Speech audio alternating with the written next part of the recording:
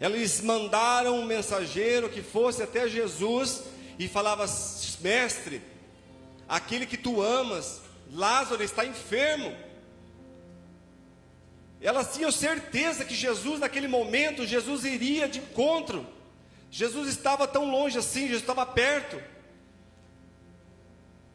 E o que me chama a atenção é que quando esse homem, esse mensageiro chega até Jesus, qual era a razão mais lógica, mais perfeita? Qual era a ideia realista da situação? Se alguém chegasse em você e falasse: olha, tem uma pessoa doente da sua família, tem uma pessoa que está quase morrendo dos seus amigos, qual é a sua atitude, se você pode ajudá-la? Qual é a sua reação, se você pode fazer algo para esta pessoa? É imediatamente pegar o seu carro, é imediatamente pegar um meio de locomoção e ir até esta pessoa, para talvez poder ajudá-la, para talvez poder levá-la para um hospital, para talvez você poder dar um suporte para esta pessoa. Esta era a razão sensata que Jesus deveria ter feito para essa família, em exclusivo para Lázaro. Assim nós pensamos, assim nós entendemos e assim nós imaginamos que deveria acontecer. Só que Deus, Ele tem um cronograma diferente do nosso cronograma. Deus tem um tempo que é diferente do tempo em qual nós vivemos. Deus tem os modus operandi que é diferente dos nossos modos. Os pensamentos de Deus são muito mais elevados. Os caminhos de Deus são muito mais perfeitos e muito mais elevados do que os nossos caminhos. E Deus então, Ele sabendo dessas coisas, Jesus sabendo dessas coisas, a Bíblia diz que por algum motivo desconhecido, Ele prefere ficar mais 2 dias ali. Não dá para entender como Jesus trabalha, irmãos. Um dia Jesus estava passando em certa localidade, Ele viu um homem cego. Ele olha para o homem, aqueles discípulos olhando todo ao redor de Jesus. Qual era o fato, qual era a maneira mais correta de Jesus operar? Era chegar para aquele homem, tocar nos olhos dele, pôr a mão na cabeça dele, ou fazer sempre uma palavra para ele: ó, seja curado desse teu mal. E os olhos daquele homem voltariam a enxergar. Mas não, ele pega, ele gospe na terra, ele faz lodo, ele coloca nos olhos daquele homem que já não enxergava. É estranho, porque o homem já não enxergava, Jesus faz barra ainda, coloca nos olhos daquele homem. E ele fala para aquele homem: vai lá no tanque, se lave. E ele foi pela fé com aquele barro, aquele lodo nos olhos.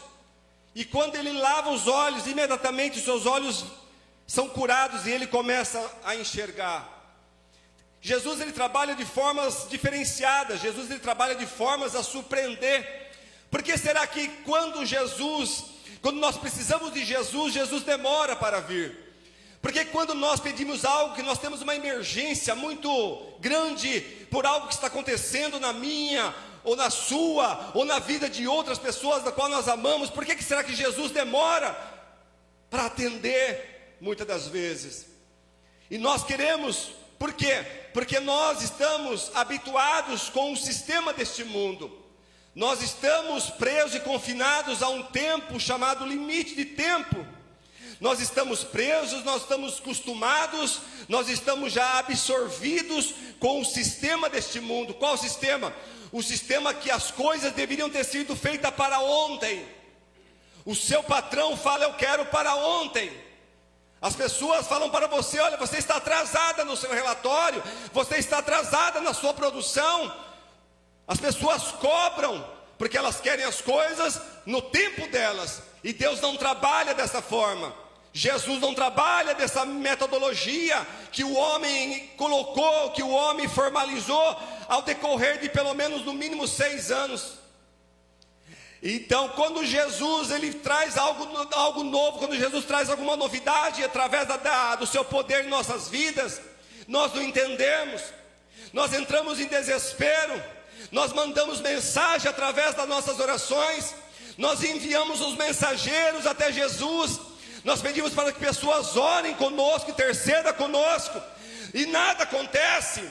E o tempo vai se passando, e as coisas vão ficando cada vez mais difíceis na vida, e nós não temos uma resposta objetiva, e o céu parece que está fechado, e Deus parece que não responde, nem por profecias, nem por palavras, nem por sonhos, nem por uma revelação, e as coisas se tornam cada vez mais densas, cada vez mais difíceis, e nós não temos uma resposta do Altíssimo. Por que que Deus faz isso conosco? A palavra vai nos revelar que Jesus, ele é bem claro, ele amava aquela família. Jesus ama você. Jesus, ele ama você que está aqui nessa noite. Ele conhece o seu problema. Só que Deus, ele trabalha da forma que ele acha por bem e por melhor fazer. Mas por que que ele faz isso? Jesus disse, ele esperou, e ele começou a interrogar os discípulos, e começou a trabalhar até mesmo para dar ensinamento para os discípulos, para eles aprenderem com o testemunho dele, e com a forma que ele opera. E ele disse que esta enfermidade não era para a morte, mas era para a glória de Deus. Acho que você não entendeu. As coisas que estão acontecendo para você hoje, não é para a morte, mas é para a glória de Deus. Não entendi ainda. Aquilo que você não consegue resolver, aquilo que já fugiu do teu alcance, aquilo que já escapou das tuas mãos, aquilo que você já perdeu as esperanças, é para a glória de Deus. Eu vou especificar melhor. Quando você faz, a glória de Deus é diminuída, mas quando Deus faz, o nome dele é exaltado. Qual é melhor, você fazer ou Deus fazer por você? Ainda vou chegar lá nessa parte. Jesus então fala para os discípulos, e ele fala, ele dorme. Dormir aqui, o apóstolo Paulo, ele vai falar algumas cartas, inclusive ali em Tessalonicenses, os irmãos que dormiam no Senhor. Dormir aqui no contexto, no original aqui, é morreu. Jesus quer dizer ele faz uma analogia desse acontecimento, quando ele fala dormir, dessa forma de expressar uma mensagem, ele está dizendo morreu. Só que eles não entendiam. Eles diziam, mas se dorme, Senhor, então está salvo, está seguro. Jesus falou assim, Lázaro está morto, e eu folgo por amor de vós que vocês não estivessem lá. Então ele fala, eu vou para a Judéia, e ele parte para a Judéia. Tomé chega a dizer, mas Senhor, os judeus queriam te apedrejar, te matar agora há pouco lá, e tu vai para lá, quer ir para lá? Ele fala, nós vamos para lá. Tomé, irmãos, ele chega a dizer, então vamos junto com ele, vamos morrer com ele. Quem disse que Jesus ia morrer? Quem falou que Jesus ia morrer? Ele ia trazer a vida de quem estava morto. Então, às vezes as pessoas têm um entendimento errado daquilo que Deus está operando. Às vezes as pessoas até mesmo próximas de Jesus, como é o caso de Tomé, ele estava entendendo errado o que Deus estava falando, da forma que Jesus estava operando. Então nessa noite, talvez você esteja entendendo errado o jeito que Deus está trabalhando na sua vida. Às vezes você não está entendendo, mas você fica criticando, você fica murmurando, você fica tentando arrumar uma fórmula, você tenta contender com Deus, você fica interpretando as coisas erradas, quando na verdade Deus está operando da melhor forma possível, para que o nome dele seja glorificado.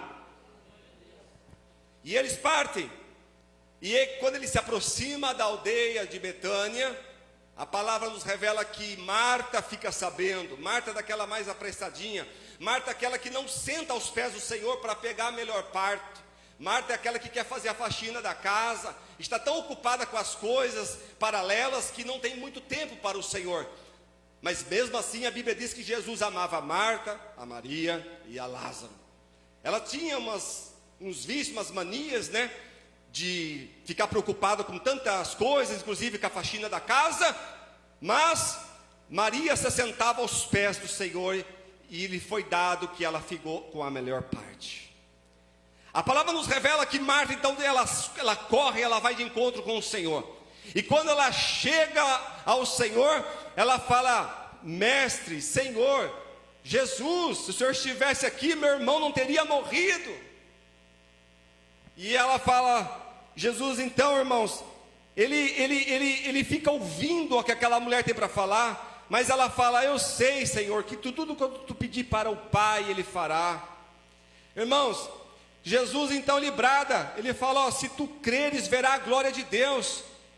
Ela fala, eu sei, Senhor, eu sei que o meu irmão há de ressuscitar no último dia. Jesus dá um brado, irmão, e fala, eu sou a ressurreição, a vida, e aqueles que morreram, ainda que sejam mortos, se crerem em mim, viverá. Irmãos, Jesus, Ele é a vida, Ele é o caminho, a verdade e a vida. Lá em João 14:6 diz isso, Jesus é o caminho, a verdade e a vida. Ele estava dizendo, vocês não estão entendendo nada. Ninguém estava entendendo nada, irmãos.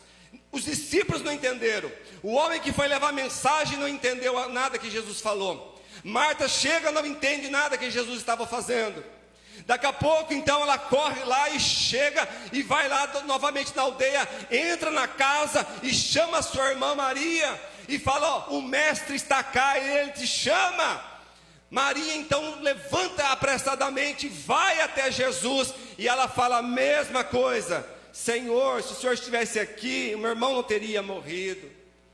Irmãos, eu sei que é difícil, porque nós temos aqui a revelação no Novo Testamento das coisas, nós temos tudo já, a Bíblia finalizada, mas para as pessoas dessa época, eles só tinham somente a crença e a fé naquilo que Jesus falava. Hoje nós temos uma confiança maior, nós temos uma fé maior, mais sólida, mais persistente, porque nós temos a revelação completa e já está finalizada.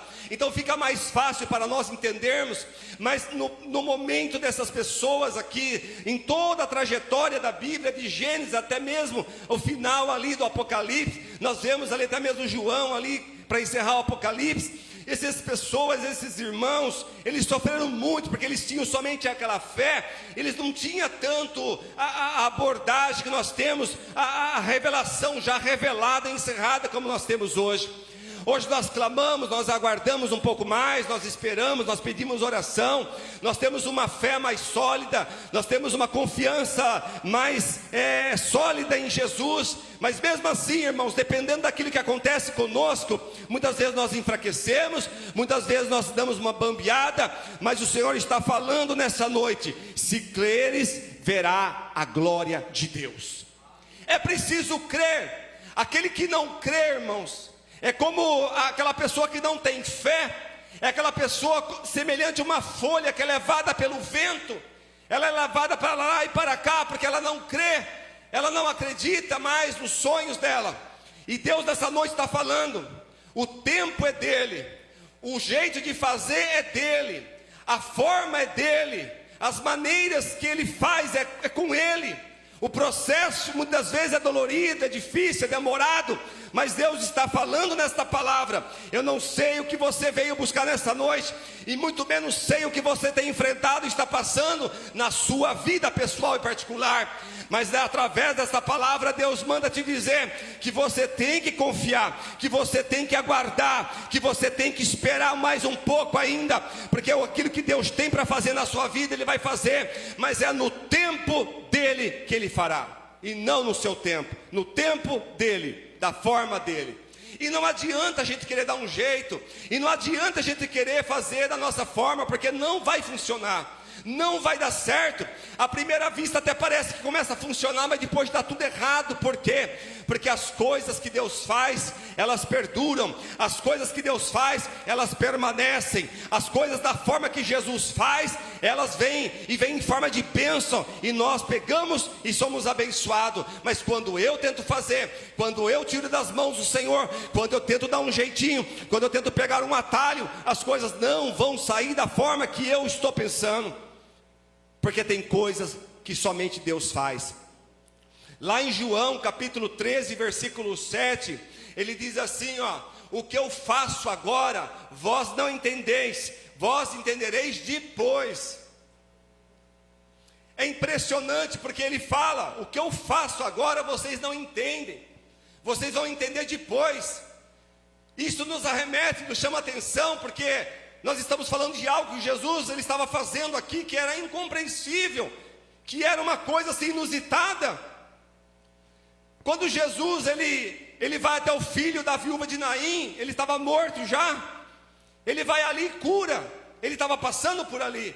Quando Jairo vai chamar ele, que a sua filha está morrendo, ele vai até lá e ele cura ela. São as formas de Jesus trabalhar, são as formas de Jesus operar. Então ele vai, ele chega lá, Maria fala a mesma frase que a sua irmã falou, e ele diz para ela, e ele fala para ela: onde colocaram? Onde está ele? E elas então começam a levá-lo para aquele lugar que era uma gruta, uma caverna escavada. Assim era o túmulo dos judeus da época. E quando ele começa a caminhar, ele começa a ver o cenário em volta. As pessoas choravam, pranteavam, porque era um grande homem, era um grande amigo, era um grande irmão, era uma pessoa muito amada na aldeia. Lázaro morreu, mas ele não estava morto naquele instante, ele já fazia 4 dias que estava morto. Jesus fez de propósito esperar 4 dias para chegar lá, 2 dias depois, mais 2, são 4 dias que esse homem estava morto. E quando Jesus chega lá, irmãos, tudo tem um propósito para Deus. Quando você levanta da tua cama, quando você sai da tua casa, quando você vai para o teu trabalho, quando você volta para a tua casa, quando você vai deitar, tudo isso teve um propósito na sua vida, tudo isso tem um propósito diante de Deus. Parece que é um dia costumeiro, parece que é um dia normal, mas um dia que você acorda, nenhum dia é normal para Deus, nenhum dia é um dia costumeiro para Deus. Pode ser para mim, para você que estamos acostumados com esse tempo, mas para Deus é a forma dele poder abençoar nossas vidas, é a forma dele poder nos dar livramento, é a forma dele poder trabalhar, e é a forma, acima de tudo, dele poder receber a adoração minha e sua naquele dia. Ele espera nós adorarmos, ele espera nós orarmos, ele espera nós clamarmos a ele, ele espera nós levantarmos nosso altar de oração por ele, para ele. E quando eles estão indo, a palavra nos revela que Jesus, ele ficou movido de íntima compaixão, o seu espírito se moveu em si, ele ficou triste, não somente com a morte, mas quando ele observou o cenário daquele lugar ali, ele viu as pessoas chorando, ele viu a tristeza nos olhos de Marta e Maria, ele viu a tristeza dos judeus, amigos daquela família, ele viu todo mundo triste, e a palavra nos diz que ele também então faz algo inédito, que só Deus, só mais um pouco, só um pouquinho mais para frente ele vai fazer, que quando ele entra em Jerusalém, a palavra nos revela que Jesus chorou de tristeza, de ver a cidade tão largada, tão inundada na religiosidade, e ele sabia que eles iam rejeitá-lo. É a segunda vez ali que ele vai chorar agora, e ele chora pela morte do seu amigo Lázaro, mas também ele está ali com tristeza e pesares por causa do pecado da raça humana. Quando você ora, quando você estuda, neste momento que ele chora, você vai ver no grego, você vai ver que ele se irou-se. É uma palavra que traz a original que ele está irado. Irado com o quê? Com a morte? Não, está irado com o pecado. Está irado com o que o pecado faz com o homem. Está irado de saber que o homem pecou e agora trouxe a morte, e ele está presenciando a morte dos seus queridos ali, do seu amado. Está olhando a tristeza dos seus queridos e presenciando a morte de um amigo que ele tanto amava. Então Jesus ele fica movido de compaixão. Jesus então lhe expressa aquela tristeza. Eu fico olhando, irmãos, muitas vezes nesse texto eu começo a observar, e eu tento entender quantas vezes Jesus ficou triste comigo e com você, quantas vezes Jesus já entristeceu também conosco. Eu não falo só no pecado, eu falo também naqueles momentos difíceis que ele quer fazer, mas ele não pode fazer. Não entendi. Às vezes Jesus ele quer fazer, mas ele não pode fazer. Por quê? Porque se ele fizer naquele momento algo que tem que fazer na sua vida, ele te estraga. Não entendi ainda. É porque você não está preparado para receber aquilo que Deus tem para te dar. Então ele quer fazer, mas ele não pode fazer porque você ainda não está pronto. Você ainda não amadureceu na vida cristã. Você ainda não está preparado para receber aquilo que ele tem para você.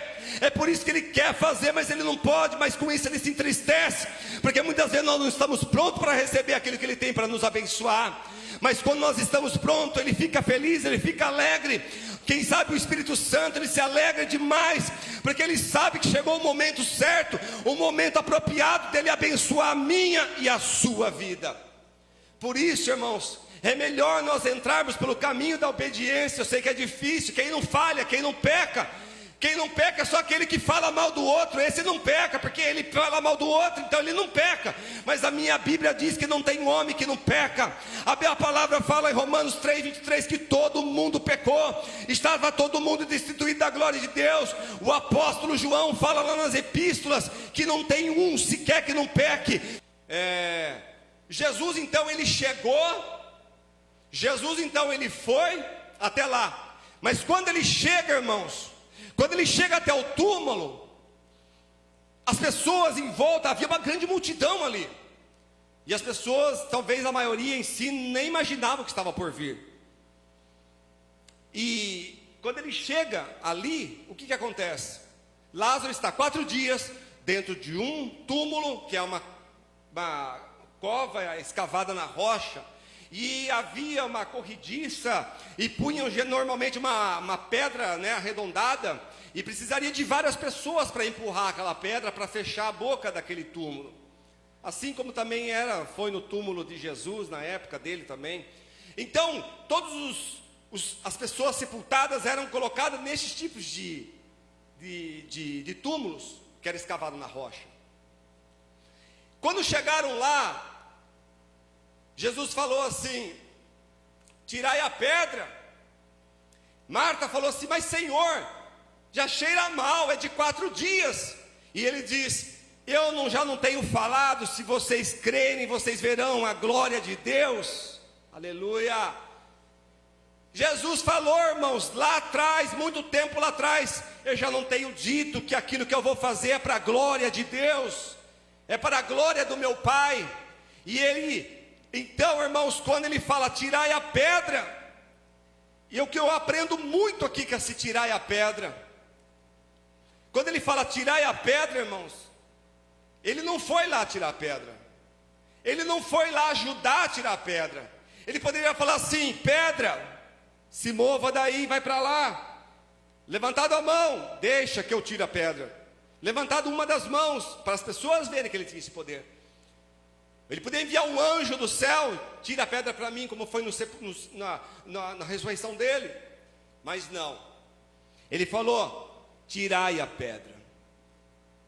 E aí as pessoas, os judeus que estavam ali, os homens, foram até lá para tirar a pedra. E eu começo a aprender algo aqui muito significativo: que aquilo que eu tenho que fazer, Deus não vai fazer por mim. Aquilo que Deus ordenou que eu tenho que fazer, Ele não vai fazer por mim, e muito menos para você. Quando ele fala tirai a pedra, ele estava dizendo: eu vou fazer algo além, mas eu preciso que vocês removam o obstáculo entre mim e Lázaro. Ele queria dar uma demonstração de poder, ele queria dar uma demonstração ali que ele era verdadeiramente o Deus da vida, o Deus que ressuscita dentre os mortos. Mas aquilo que ele tinha que fazer, precisava primeiro os homens fazer. Você está entendendo? Aquilo que Jesus quer fazer na sua vida, você precisa fazer primeiro. Se você não remover aquilo que está impedindo o milagre de atravessar e chegar até você, fica parado o milagre na sua vida. Fica preso aquilo que Deus tem na sua, na minha, na nossa vida. Eu preciso abrir mão. Eu preciso entender que aquilo que eu tenho que fazer, aquilo que eu tenho que abrir mão, aquilo que eu tenho que renunciar, aquilo que eu tenho que deixar no altar, eu tenho que fazer. Você tem que fazer. Não tem outra alternativa. Você precisa abrir mão de algumas coisas, você precisa renunciar a algumas coisas, você precisa entrar para o caminho da obediência de uma forma mais absoluta, de uma forma mais verdadeira, mais real, porque senão a pedra fica no caminho. A pedra é aquilo que impede, a pedra é aquilo que atrapalha, a pedra é aquilo que estorva, a pedra é aquilo que interfere de Deus agir da forma plena, de operar um grande milagre na sua vida. E aquilo que eu preciso fazer, Deus não vai fazer. Ah, mas se Ele não fizer, então vai ficar assim, então vai ficar assim. Eu não estou dizendo que você, ou eu, ou qualquer ser humano dessa terra, nós vamos perder a salvação. Não é isso. Eu estou falando que Deus tem bênçãos para mim e para a sua vida. Entenda só isso. Deus tem vitória nessa noite, Deus tem bênção para nós neste momento da palavra que nós estamos pregando. Deus está falando, eu tenho vitória para dar, tenho grandes milagres para fazer, tenho um grande mover, uma grande obra para operar, mas eu preciso que você faça a tua parte. Eu fiz a minha parte de vir até aqui, vou fazer algo maior ainda que está além, mas preciso que você remova o obstáculo que impede a Deus de operar na sua vida. E quando então eles tiram a pedra, aí Jesus falou, agora é comigo, abra um caminho, pode sair todo mundo, deixa comigo agora. É claro que não está na palavra, mas a gente está aqui interpretando algo que é muito fácil de se entender. Quando a gente abre o caminho para o Senhor, quando a gente abre o coração para Jesus, quando a gente faz uma entrega e deixa o nosso Isaac no altar, para sacrificar o nosso Isaac, aquilo que nós mais amamos, aquilo que muitas vezes está roubando a atenção, está roubando a nossa atenção de Deus. Às vezes é preciso sacrificar algo para que eu possa me aproximar mais de Deus. Às vezes é preciso abandonar algo para que eu possa chegar mais perto de Deus. Aí quando eu faço isso, Ele vem com a provisão, Ele vem com o substituto. Deus nunca vai tomar aquilo que Ele te deu. O diabo veio para roubar, matar e destruir, João 10:10, mas Jesus veio para dar vida, e vida com abundância. Então, meus amados irmãos, quando Deus, Ele fala tirai a pedra, eles tiram a pedra, o que acontece? Agora é com Ele. Quando eu abrir a mão daquilo que mais eu quero, e que está em desacordo com Deus, e se eu abrir esta oportunidade para que Deus entre literalmente na minha vida, e o Espírito Santo trabalhe da forma que Ele imagina que Ele tem prazer e quer fazer na nossa vida, então agora o restante é com Deus. Aquilo que Deus faz eu não posso fazer, aquilo que Deus não vai fazer porque eu tenho que fazer, eu tenho que fazer, entendeu? Então quando eu faço o que Deus pede, agora eu removo aquilo que está impedindo. Eu estou dizendo, Deus, agora eu não posso mais. Por quê? Porque eu não posso ressuscitar Lázaro, eu não posso trazer vida aquilo que já morreu, eu não posso trazer de novo aquilo que está morto na minha vida, eu não posso trazer a existência aquilo que eu perdi de uma forma definitiva aos meus olhos. E Deus então lhe fala, tudo bem, agora você está livre, agora você está entendendo o que eu quero dizer, sai da minha frente e deixa que eu trabalho, sai agora, abre espaço, porque agora é comigo. E quando ele faz isso, ele dá um brado, ele grita, Lázaro, sai, vem, depende da interpretação, sai e vem para fora. Não entendi ainda. Talvez você não está entendendo o que Deus está falando. Tem algo na sua vida que já está até mesmo cheirando mal, porque faz tanto tempo que você perdeu, faz tanto tempo que você já esqueceu daquilo que você perdeu, que você já nem lembra mais, está morto. Tudo que morre fede, tudo que morre se decompõe, tudo que morre vai sumindo, vai desaparecendo até se tornar em pó. Você talvez não tenha entendido ainda. Pode estar morto aos teus olhos, pode estar morto no teu entendimento, mas Deus está dizendo aqui através dessa palavra, aquilo que parece morto aos teus olhos, ao teu entendimento, eu posso ressuscitar nesta noite para a glória de Deus. Mas tem que crer para ver a glória de Deus. Ele estava todo amarrado ainda. Precisava ver do quê? de alguém ir lá e começar a desatar aquelas cordas para que Lázaro pudesse andar e sair. É impressionante, irmãos. Se nós olharmos desde o começo do capítulo, Jesus ele vai operando de algumas formas, Jesus vai trabalhando de algumas maneiras. Uma hora ele opera, uma hora ele pede para que o homem faça, outra hora ele opera, mas depois no final ele fala para que o homem faça. Você talvez não tenha entendido.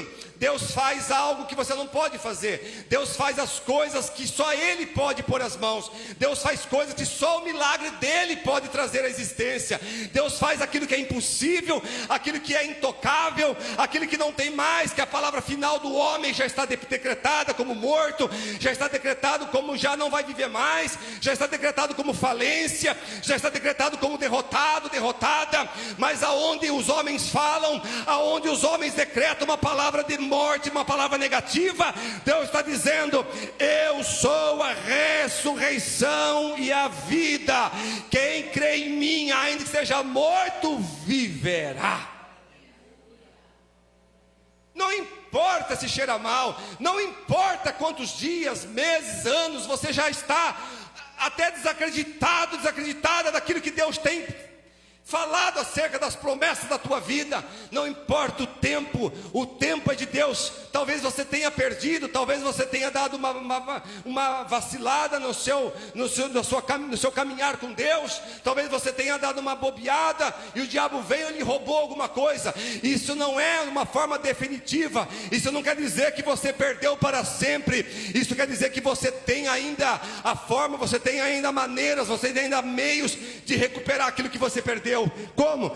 Vai até o Senhor, vai até Deus em oração, pede para Deus, entra em propósito, entra numa busca mais intensa com Deus, prioriza as coisas do Senhor, deixa um pouquinho as coisas seculares de lado, deixa um pouquinho as amizades de lado, torna mais amigo de Deus, torna mais amigo daquele que pode fazer alguma coisa literalmente para você. Às vezes você está tão apegado a homens, está tão infiltrado no meio de homens, essas pessoas não podem dar uma palavra final, essas pessoas não podem operar um milagre na sua vida, essas pessoas não podem trazer a vida para você dos seus sonhos, dos seus projetos, dos seus objetivos, muitas vezes que estão mortos.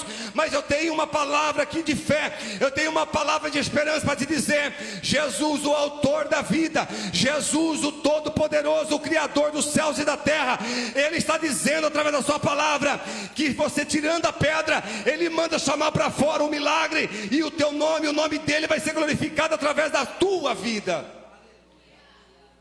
Faz a tua parte, deixa a parte de Deus, deixa Deus operar, deixa Deus fazer, deixa Deus trabalhar na sua vida. Não fique tão ansioso, não fique tão apreensível. Eu sei que a gente fica apreensível, mas é difícil, eu sei. A maior dificuldade não é fazer as coisas, a maior dificuldade é ter que ficar esperando as coisas acontecerem. A maior dificuldade é você ficar em silêncio quando você quer gritar. A maior dificuldade é você ficar parado quando o teu corpo quer andar. A maior dificuldade é você ter paciência quando você já está sem paciência nenhuma. Eu sei que é difícil esse momento de você colocar e ficar numa forma sóbria, de uma forma serena, de uma forma mansa, de uma forma pacífica, quando há um turbilhão de coisas acontecendo ao seu derredor. Eu sei que é difícil, eu vivo isso, eu tenho vivido isso na minha vida ao longo do meu ministério, da minha caminhada e do meu chamado. Mas nós sabemos, irmãos, que é pela fé, quando tudo parece perdido, quando tudo parece morto, quando tudo parece encerrado e acabado, é aí que Deus entra, é aí que Deus opera, é aí que Deus faz. Quando o homem não pode, quando o homem não consegue, somente lágrimas. Quando as lágrimas começam a descer, quando não há mais palavras para falar, porque tem momentos na nossa vida que as palavras não saem mais, mas Deus sonda o coração, Deus sabe das nossas aflições, angústias, das nossas perturbações, Deus sabe das nossas necessidades. É aí que Deus opera para a glória de Deus. Se creres, verá a glória de Deus nessa noite. Se não creres, eu não posso fazer nada. A palavra da fé está sendo pregada. Se você crê, toma posse dessa noite. Levanta tuas mãos e glorifica o Senhor. Levanta tuas mãos e toma posse da bênção de Deus na sua vida. Creia, acredite. Não importa o tamanho do milagre, não importa o tamanho da dificuldade, o importante é o que está escrito lá em Lucas 1:37, porque para Deus nada é impossível. Então, irmãos, para encerrar, eles desligaram, ou seja, desataram aquelas cordas, e Lázaro voltou a viver, depois de 4 dias.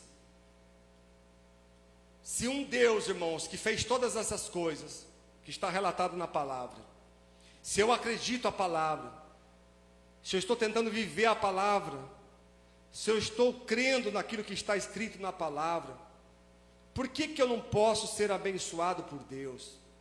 Por que eu não posso receber algo da parte do Senhor, irmãos? Por que a minha promessa, então, ela vai morrer no esquecimento? Porque o projeto de Deus que Ele falou lá atrás para a minha vida vai morrer no esquecimento? De forma alguma, irmãos. Fiel é aquele que prometeu, fiel é Deus que prometeu na minha e na sua vida. Então, com tudo que nós falamos, com tudo que nós pregamos aqui nessa noite, que você possa tomar posse dessa palavra. Não importa o tempo, não importa o dia, não importa quanto tempo já se passou, fique em paz, irmãos, é o tempo de Deus. Ele tem um propósito dessa espera, Ele tem um propósito dessa demora. Deus tem um propósito em todas as coisas. Ah, mas o meu filho, a minha filha, ai, mas eu vou perder isso, ai, mas isso, aquilo, Ele sabe, irmãos, antes mesmo de você falar, Ele já sabe. Ele conhece todas as coisas da sua vida e da minha. Então que você possa ficar com essa palavra. E saiba de uma coisa, irmãos, para finalizar: o tempo e a demora de Deus não quer dizer uma recusa. O tempo e a demora de Deus não quer dizer que Ele esqueceu, que Ele abandonou, que Ele já não liga mais para você, ou que Ele esteja muito ocupado no céu, porque são mais de 8 bilhões e meio de pessoas na terra. Como é que Deus vai lembrar de mim, um ser insignificante como eu, uma pessoa que mora numa cidadezinha isolada no mundo? Como que Deus vai lembrar de mim, uma pessoa que não tem recurso, uma pessoa que não é uma celebridade? É você mesmo que Deus lembra. Deus está mais interessado para aqueles que têm um coração quebrantado para Ele, porque aqueles que têm muito desprezam a Deus. Mas você que não tem nada, você sabe que a sua dependência provém dEle, você sabe que o seu milagre só vem dEle, você sabe que as coisas que acontecerem na sua vida vão vir através dEle, porque você só tem Ele como seu auxiliador, como seu ajudador e como seu abençoador e seu galardoador. Então você tem que confiar, esperar e aguardar que Deus vai te dar vitória. Amém, igreja? Que você possa ficar com essa palavra. Então espere no Senhor e aguarda no Senhor, certamente Ele fará algo para a sua vida. Amém, irmãos? Deus não esqueceu de você não, Deus lembra de você. Amém?